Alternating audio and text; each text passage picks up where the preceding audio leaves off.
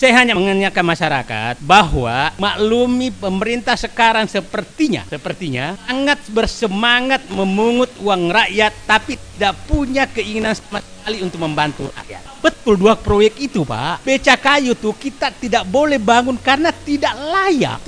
Kertajati kita tidak bangun karena tidak layak. Tapi dikatakan mangkrak, makan tuh jadi bengkel pesawat. Saya tidak melihat harapan sedikit dengan pola pengelolaan negara APBN seperti ini. Saya hari ini di kantor kami saya perkirakan bahwa akhir 2024 total utang itu minimal mungkin sekitar 17.000 sampai 18.000 triliun.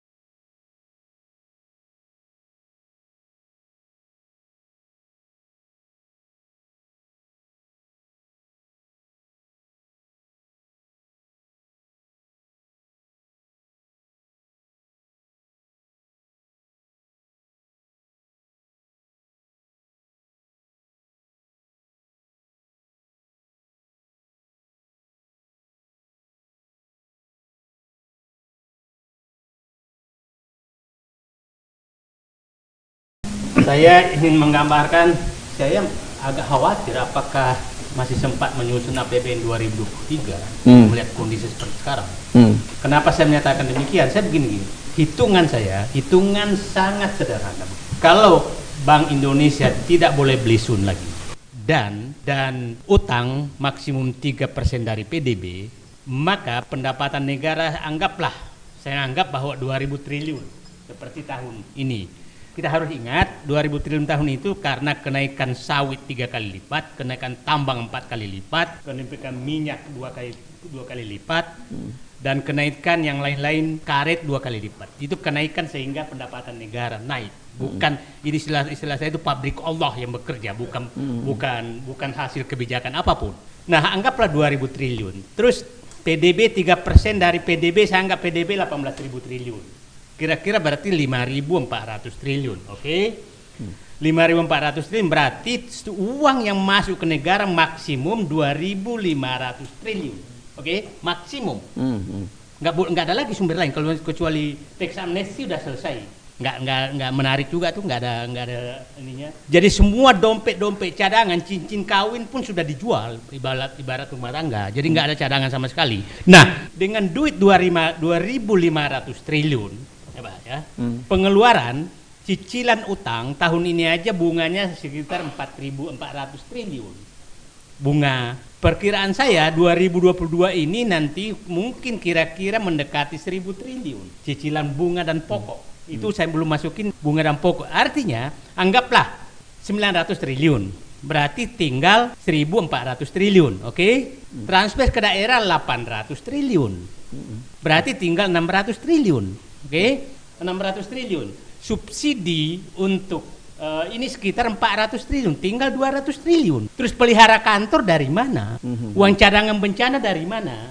Tinggal 200 triliun. Pemeliharaan jalan nggak ada lagi, pemeliharaan jembatan nggak ada lagi, pemeliharaan lain tidak ada lagi. Apalagi mau memindahkan ibu kota. Kita realistis saja lah. Jadi, nah, publik angka perhitungan ini sangat sederhana. Saya ulangi, anggaran pemasukan negara maksimum 2.500 triliun. Anggaran terikat kira-kira utang sama ini sekitar 2.300 triliun, 2.400 triliun dengan subsidi gas apa lain-lain.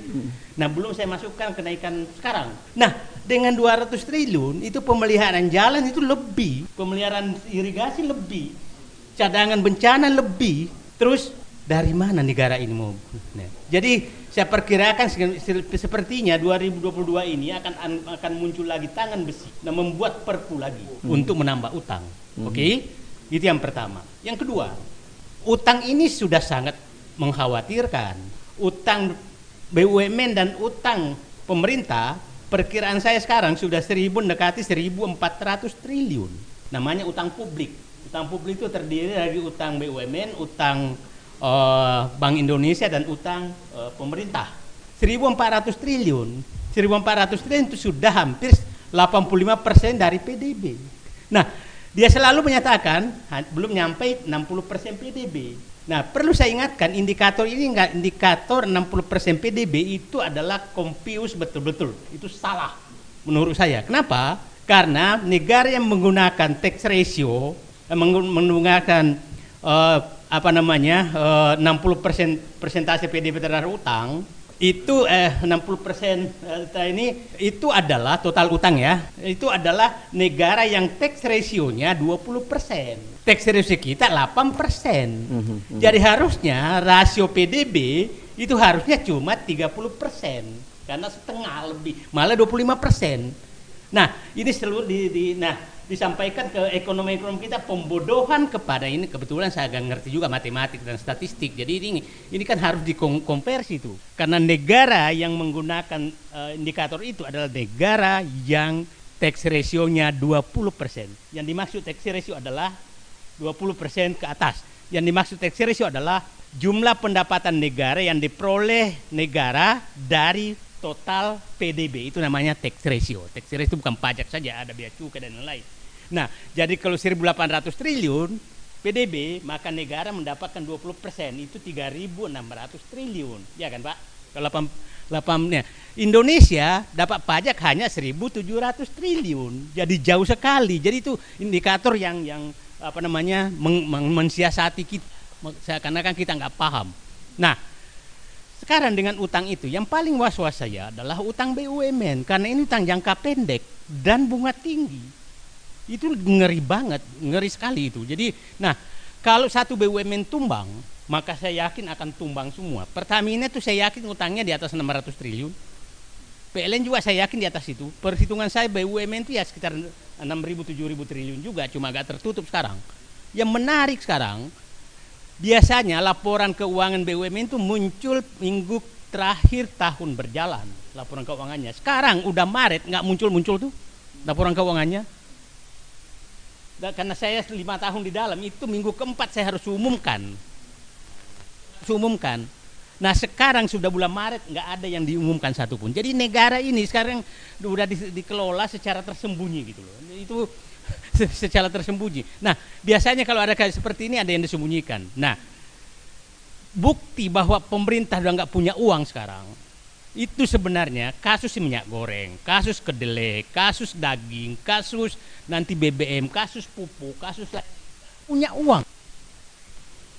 Nah, harusnya ada cadangan untuk melakukan subsidi. Lucu bahwa operasi pasar dilakukan oleh regulator, Kementerian Perdagangan, itu menurut fatal. Regulator kok boleh? Regulator melakukan regulasi. Nah, harusnya Bulog dikasih uang, lakukan operasi pasar, bukan Kementerian. Bukan ada yang main, situ yang main. Ya kan dia yang main. Apa logika Kementerian? Regulator negara yang good governance-nya bagus adalah negara yang memisahkan secara tegas antara regulator dengan operator.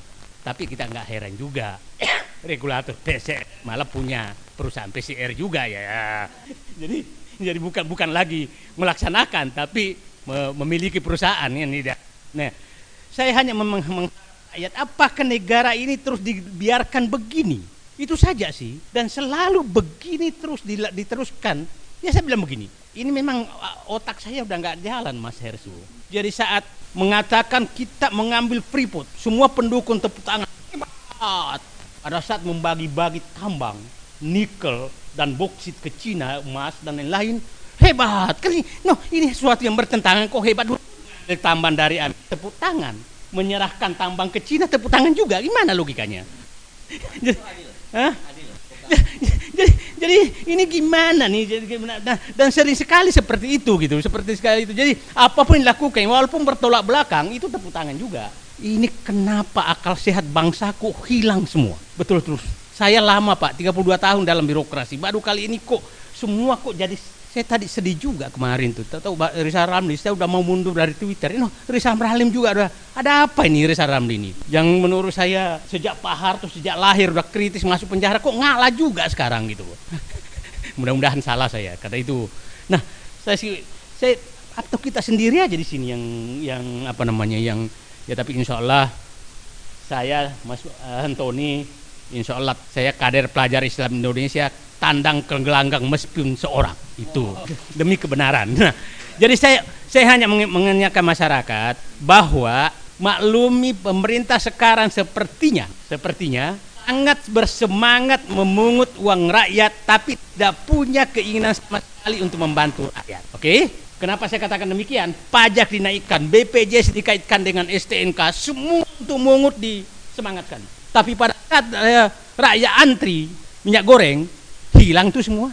Jadi, tapi pada saat ada balap motor, itu keluar semua tuh.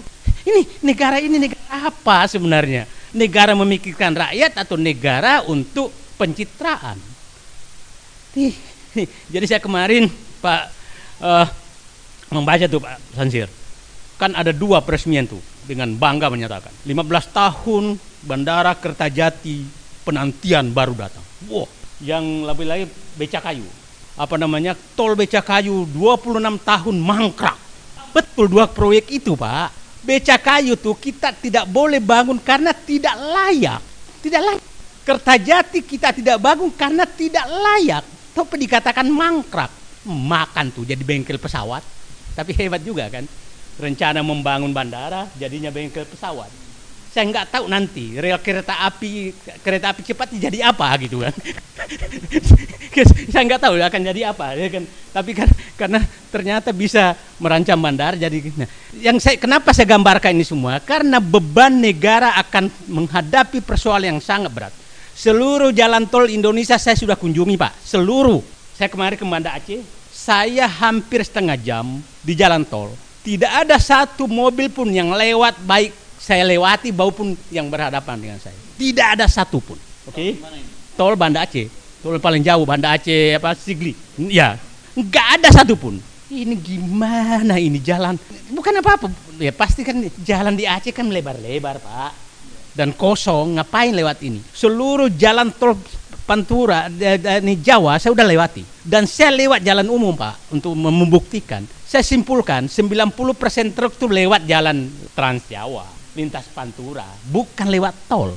Hanya 10% lewat tol. Bayangkan, Pak, saya melitinya saya, Pak. Saya dari Semarang menghitung bus dan truk sampai ke Surabaya. Saya ketemu bus dan truk 54 biji dari Semarang ke Surabaya. Itu berapa mobil harusnya? Nah, jalan tol ya supaya publik paham, jalan tol yang biayanya 100 miliar per kilometer dengan tarif Rp1.000 per kilometer itu butuh mobil lewat 50 sampai 55 mobil per menit selama 20 tahun 24 jam.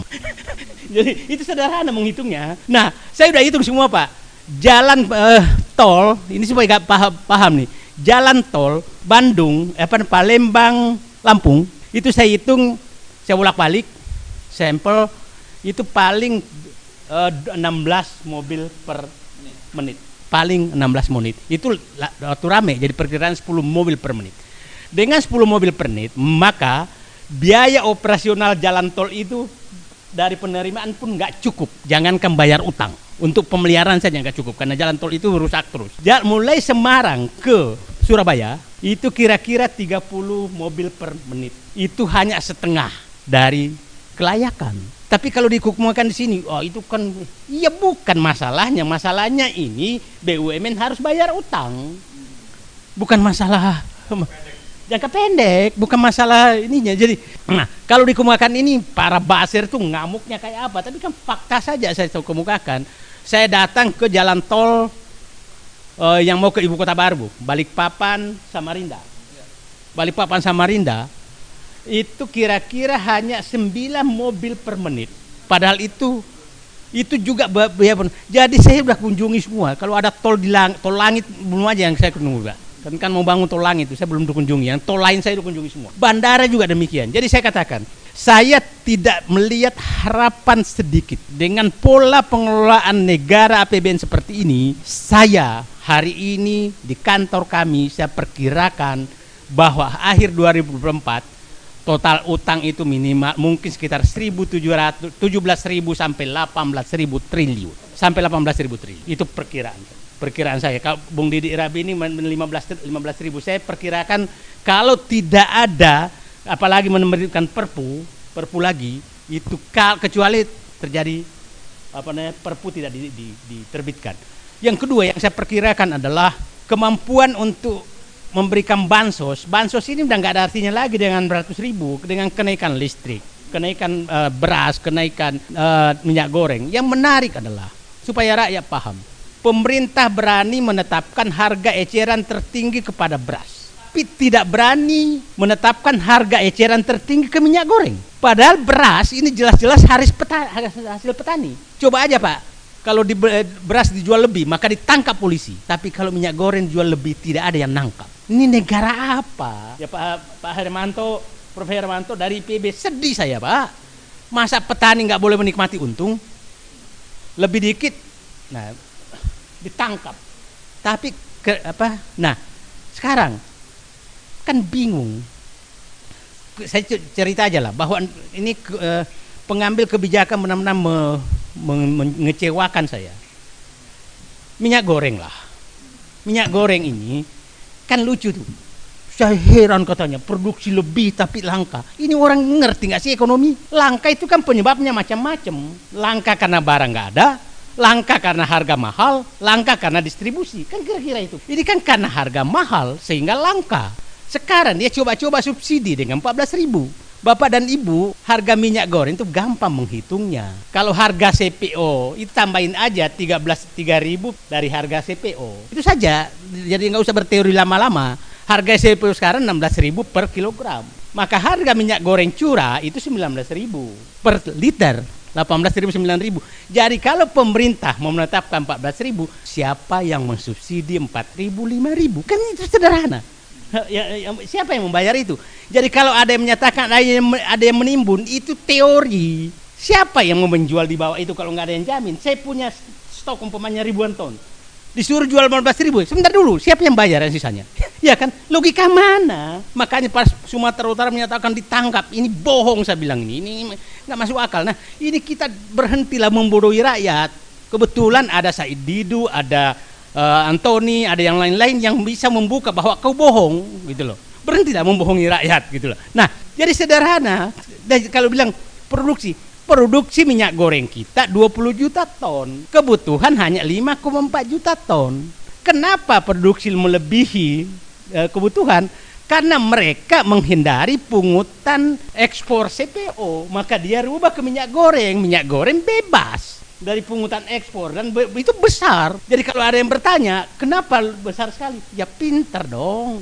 Enggak, ini gua berubah dari minyak goreng dan nggak kena pajak, itu untungnya besar itu 5,4 ini dalam negeri. Nah jadi kalau mau menyelesaikan minyak goreng, siapkan uang 20 sampai 25 triliun selama setahun, berikan ke Bulog beli, operasi pasar. Tapi karena nggak punya uang, ya ini kan ini banyak gaya tapi miskin, pura-pura kaya gitulah ini. Utang. Ya kira-kira itu Mas Hersu. Terima kasih. Assalamualaikum warahmatullahi wabarakatuh.